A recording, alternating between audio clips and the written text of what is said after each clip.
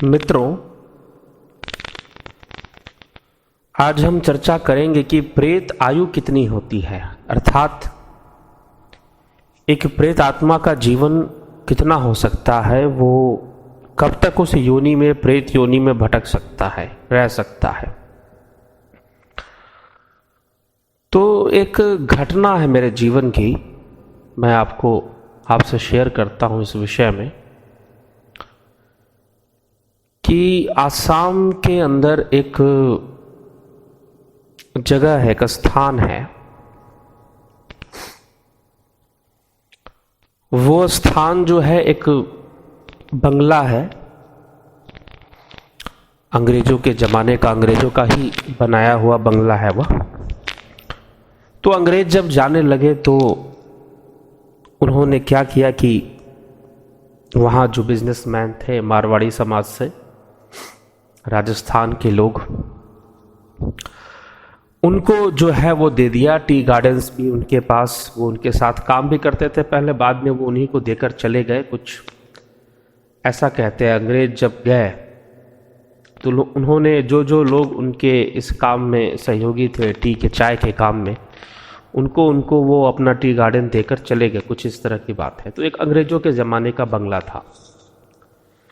तो अंग्रेज उसमें पहले रहते थे, उन्हीं का परिवार वहाँ रहता था और वो उसी में अपना रहे। बहुत कुछ घटनाएं घटी, आज़ादी की लड़ाइयाँ हुई, क्रांतिकारी हुए, बहुत तरह की घटनाएं घटी। तब तो जानते ही आप किस समय कैसा था, और उस समय जो है ये सब पता करना बड़ा ही कोई फ़ोन का ज़माना, इंटरनेट, टीवी, टेलीविज़न तो था नहीं।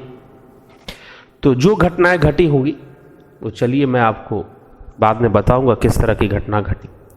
तो अब वो बंगला जो था, वहाँ पर उन्होंने क्या किया कि बहुत बड़ा बंगला था, बहुत बड़ा एरिया था। तो आगे जो लोग हुए, लगभग उन्होंने, मारवाड़ी समाज के जो लोग थे जिनके पास वो बंगला था, टी गार्डन्स भी उनके पास बहुत सारी थी, बहुत ज़मीन जायदाद, प्रॉपर्टी, बहुत कुछ था।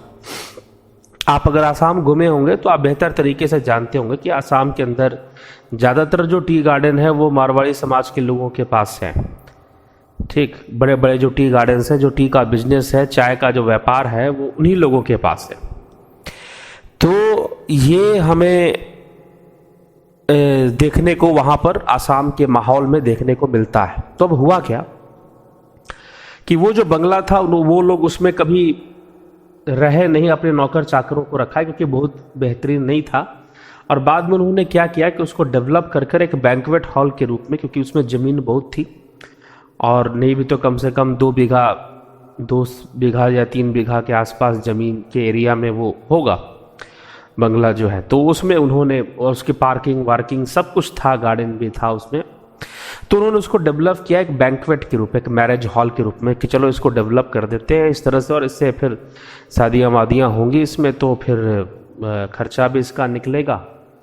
तो इस तरह से ट्रस्ट बनाकर उन्होंने ऐसा कर दिया।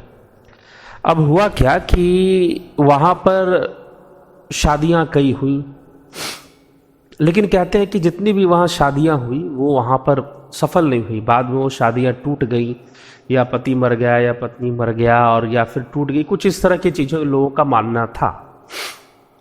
अब भी और भी बहुत सारी उस जगह की ऐसी कुछ अपनी भूमिका रही, इसलिए मैं उस जगह का बारे में, जिस जगह के बारे में बता रहा हूँ आपको। तो फिर बाद में एक दौर शुरू हुआ आसाम के अंदर, एक क्रांति का दौर, एक क्रांतिकारियों का दौर शुरू हुआ। और फिर बाद में वो क्रांति जो थी, क्रांतिकारियों का जो वो काम था, वो एक तरह से आतंकवाद का रूप धारण कर लिया, और आतंकवादी संगठन अल्फा हुआ आसाम के अंदर, United liberation front of Assam, वो लोग हुए। तो उनके खिलाफ सरकार ने बहुत सारे 90 के दशक में, और फिर जब अटल बिहारी वाजपेयी जब प्रधानमंत्री बने तो उन्होंने बजरंग ऑपरेशन, उसके पहले भी बजरंग ऑपरेशन चला अल्फा के अगेंस्ट में, और बहुत बड़ा ऑपरेशन चला जिससे कि उनकी शक्ति को दबाया गया, और काफ़ी हद तक दबाने में सरकार को बाद में सफलता मिली। लेकिन एक समय पर ऐसा कहते हैं कि सरकारी लोगों ने ही इसको बढ़ाया था, इसको बढ़ावा दिया था। तो ऐसी भी घटना, ऐसी भी कहानी, कथा आती है इस विषय में।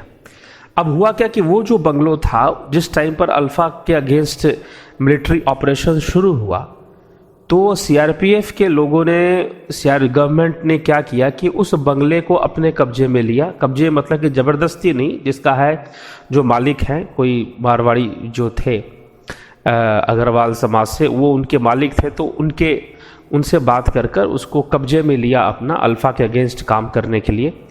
और कब्जे में लेकर वहाँ पर उन्होंने अल्फाइयों को पकड़ कर लाना और उनको वहाँ पर उनसे बातें निकलवाना, उनको टॉर्चर करना, इस तरह की चीज़ें जो है वो वहाँ पर शुरू हो गई।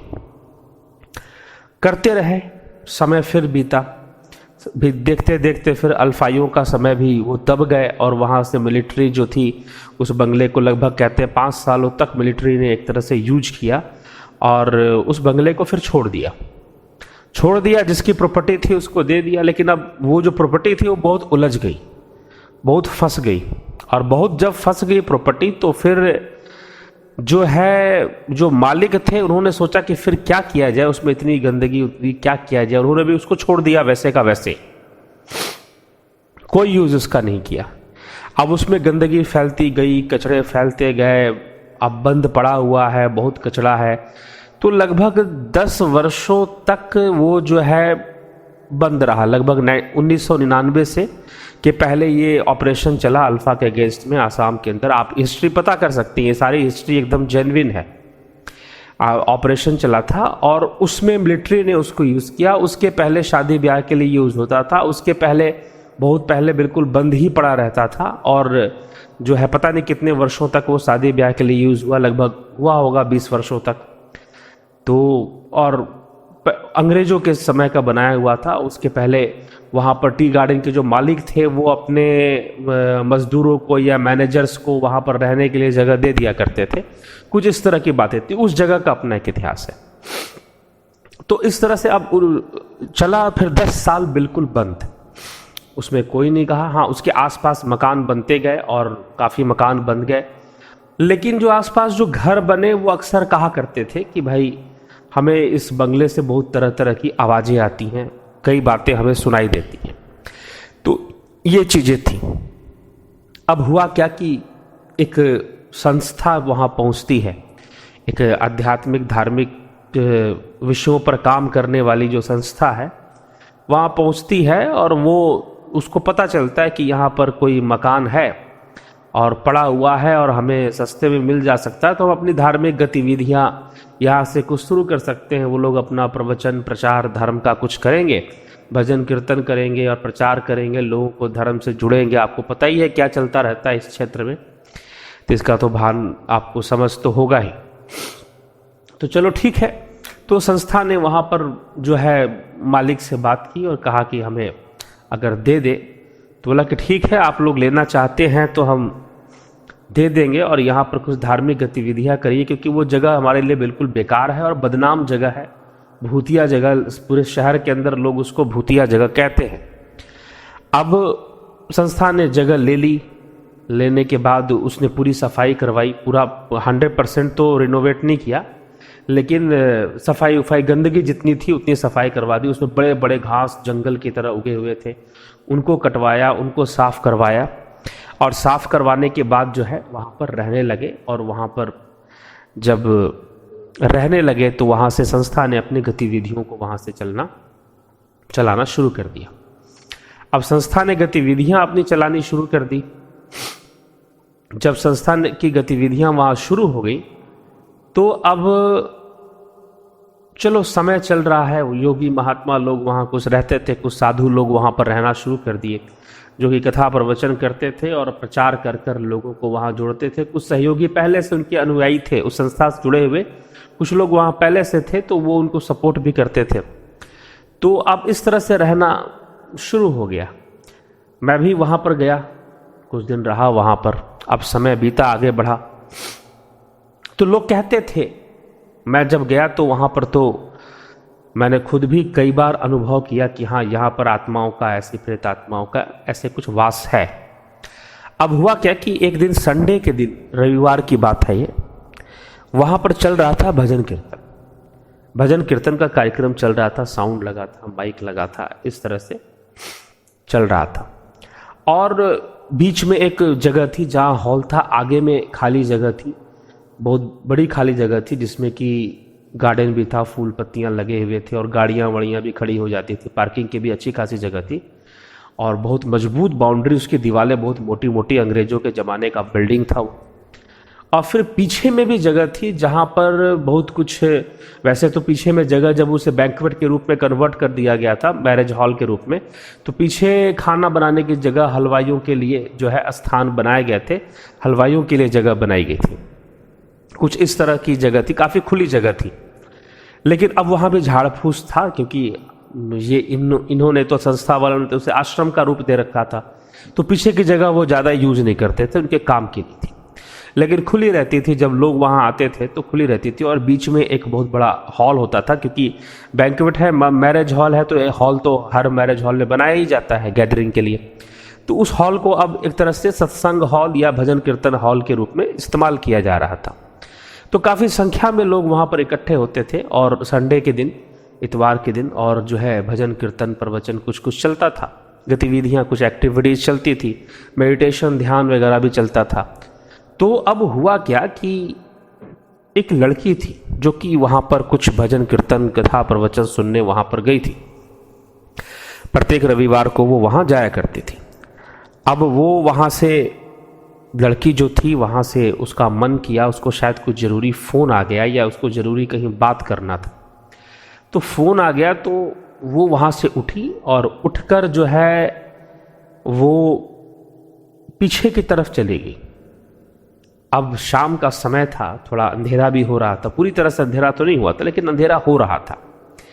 अब वो उधर जाकर फ़ोन पर बातें करने लगी, और इधर कथा प्रवचन चल रहा है, तो लोग तो यहाँ बैठे हुए, पीछे किसका ध्यान है कि पीछे क्या हो रहा है क्या नहीं हो रहा है, ठीक है। अब वो पीछे चली गई, फ़ोन पर ज़्यादा पीछे चली गई, शायद पता नहीं किसका फ़ोन था, उसका कुछ, उसको बात करना था, कुछ ज़रूरी प्राइवेट कॉल था या क्या था। तो अब बातें लंबी चलने लगी। अब लेकिन लोगों ने नहीं ध्यान दिया, कथा प्रवचन में लोग लगे हुए सुन रहे हैं, हाँ ठीक है भाई, उसका फ़ोन आया, वो चली गई, पीछे की ओर गई, अब कितने देर बाद आएगी क्या है। तो अब जब हुआ क्या कि प्रवचन कथा वगैरह सब खत्म हो गया, तो लोगों ने, भाई उसके साथ जो लोग आए थे उन्होंने पूछा कि भाई कहाँ चली गई। बोल, तो किसी ने देखा था, बताया जिसने देखा था कि भाई उसका शायद फ़ोन आया था, वो पीछे की ओर गई थी।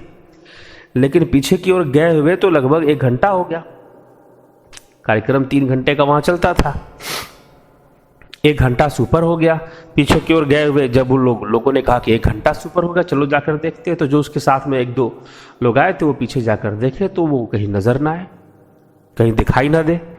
अब वो जाकर देखे तो एकदम कोने में बेहोश पड़ी हुई है, बेहोशी की अवस्था में पड़ी हुई है, और ऐसा लग रहा है जैसे कि उसे किसी ने मारा है, पूरा बाल वाल उसके बिखरे हुए हैं।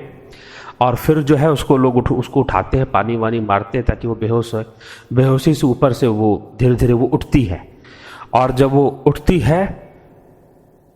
है तो अब वो करे क्या, उठती है तो वो उठने के बाद वो ऑर्डर देना शुरू करती है, ये काम करो वो काम करो, और अंग्रेजी बोलना शुरू कर देती है, बड़े अजीब तरीके से बिहेव करना शुरू कर देती है, ठीक है। वो इंडियन लोगों को गाली देना शुरू कर देती है। अब जो है ये बात समझ में हम लोग को ना आए कि आखिर ये हो क्या रहा है। अब फिर क्या करना था, उसको जैसे तैसे जो हम लोग जानते थे उस विधि से उसको ठीक किए, नॉर्मल हो गई, अपनी ओरिजिनल अवस्था में आ गई। उसको फिर घर भेजा, और घर भेजने के बाद फिर बैठे ध्यान में ये जानने के लिए कि आखिर ये चीज़ क्या थी, कौन था, क्या था।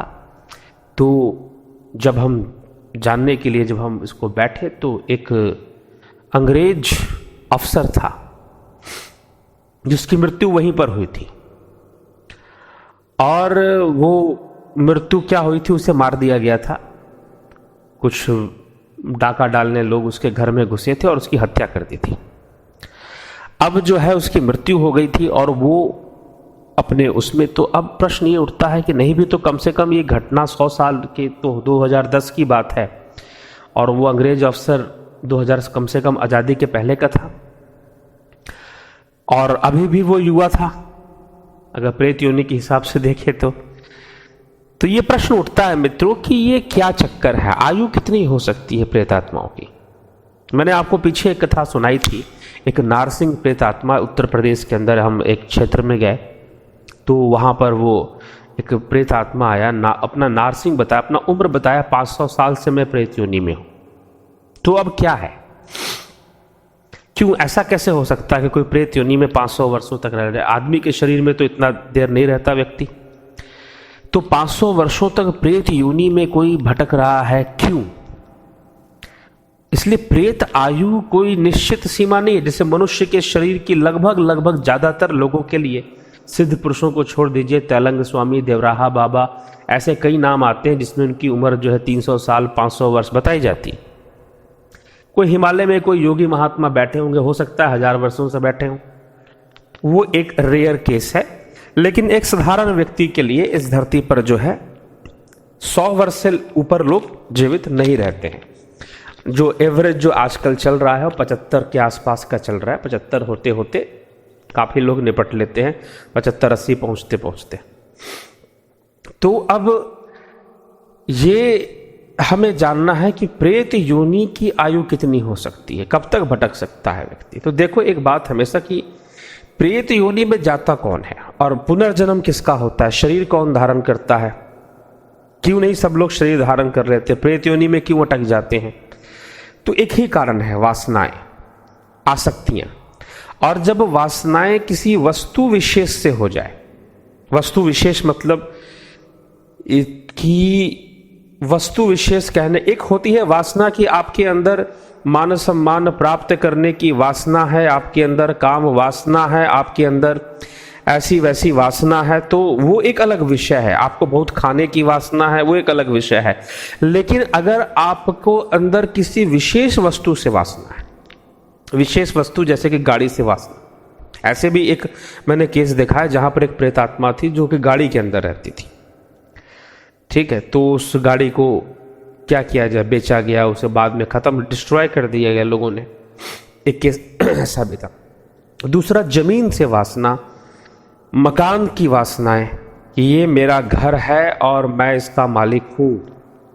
खासकर प्रेत योनि में अटकने का कारण ये है। ऐसे तो प्रत्येक जीव मृत्यु के बाद जितने भी लोग हैं शरीर त्यागने के बाद कुछ देर के लिए प्रेत योनि में जरूर रहते हैं, लेकिन दूसरी, क्योंकि वो जानते हैं कि भाई हाँ शरीर की वासनाएं शरीर से पूर्ण होगी, तो एक वासना अंदर है, लेकिन किसी विशेष वस्तु से वासना हो जाना, किसी विशेष व्यक्ति से आसक्ति हो जाना, और वैसी अवस्था में जब देह त्यागना पड़ता है और मृत्यु होती है तो वो वासनाएं ज्यादा लंबे समय तक प्रेत योनि में भटकाती है। इसलिए कहा गया है कि अंतकाल जो मंदर सुमरे, ऐसी चिंता में जो मरे, प्रेत योनि बलि बलि उतरे। ठीक, कि जो मंदिर, जो मकान की जो वासना है, मकान से जो आसक्ति है, जगह से, जमीन से, मकान से, जायदाद से, इसके आसक्ति में जो रहता है वो अवश्य ही प्रेत योनि में भटकता है, क्योंकि उसका अटकाव, वो दूसरे शरीर को धारण करने की जल्दी कोशिश नहीं करेगा, या उसके प्रति उसका रुझान नहीं आएगा कि चलो मैं दूसरा शरीर धारण कर लूं और जो है, तो ये इस तरह से होता है। तो आयु कितनी, जब तक उसकी समझ पैदा नहीं होगी ना उसके अंदर, उस प्रेतात्मा के अंदर ये समझ ना पैदा हो जाए कि भाई मुझे जो है इस चक्कर में नहीं रहना चाहिए, मैं कब तक इसमें भटकूंगा, जब तक ऐसी समझ नहीं आएगी। तो इसीलिए समझ लाने के लिए ही तो कहा गया ना कि धुंधकारी को सुनाया गया भागवत। क्यों सुनाया गया? ठीक, तो उस स्थान पर अगर धार्मिक क्रिया हो, कर्म, धार्मिक कर्म का मतलब भी बहुत गहरा होता है मित्रों। औपचारिकतावश लोग जो पूजा पाठ कर दिया करते हैं उससे क्या लाभ होगा? एक किसी ऐसे संत व्यक्ति की जरूरत जिसके मन में, हृदय में ईश्वरीय प्रेम बसा हो और वो कुछ करे, तो फिर निश्चय ही उसका प्रभाव पड़ता है, उसका असर पड़ता है और प्रेतात्माओं की मुक्ति भी होती है। नहीं तो वो इसी तरह से अटके रहते हैं। ये एक ऐसा चीज है ना, कहते हैं ना कंप्यूटर हैंग कर गया तो फिर कंप्यूटर बंद भी नहीं होता। आप स्विच ऑफ करोगे ना तो वो स्विच ऑफ भी नहीं होगा कंप्यूटर आपका। शट डाउन करने की कोशिश करोगे, नहीं करो होगा, चलेगा भी नहीं, ऐसी जगह पर अटक गया। तो एक तरह से ऐसा ये प्रेत योनि कुछ है नहीं, ये बस हैंग हो गए आप, जीवात्मा हैंग हो गई। तो लंबे समय तक वो प्रेत योनि में रह जाती है फिर।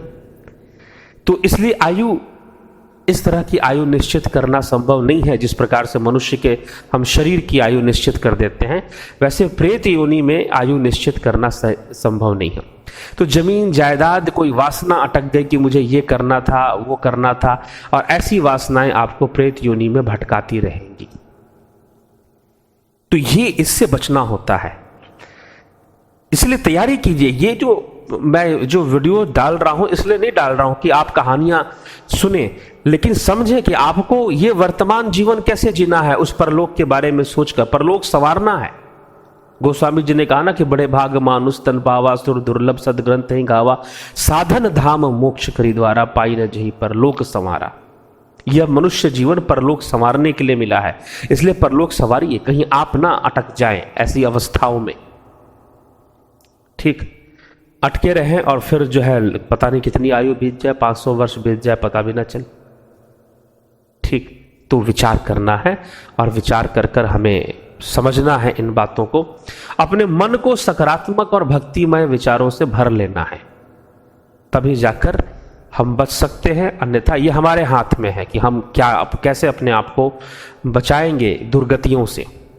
हम उसमें ना फंसें और अपने आप को आगे बढ़ाते रहें, तो निश्चय ही हमारे जीवन का कल्याण होगा। तो इसी के साथ मैं अपने विचारों को यहाँ विराम दूंगा, और आशा करते हैं कि आप जरूर प्रेत आयु के रहस्य के बारे को समझ गए होंगे। धन्यवाद। दिव्य सृजन के इस चैनल पर भारतीय दर्शन शास्त्र, योग, अध्यात्म और आयुर्वेद जैसे मानव कल्याणकारी विषयों पर चर्चा होती है। अतः इस चैनल को सब्सक्राइब, शेयर और लाइक करके इसे आगे बढ़ाने में सहयोग करें। बेल आइकन टच करके हमारे आगे आने वाली वीडियो की जानकारी नोटिफिकेशंस में प्राप्त करें, और कमेंट करके आप इन विषयों पर अपने प्रश्न भी पूछ सकते हैं। धन्यवाद।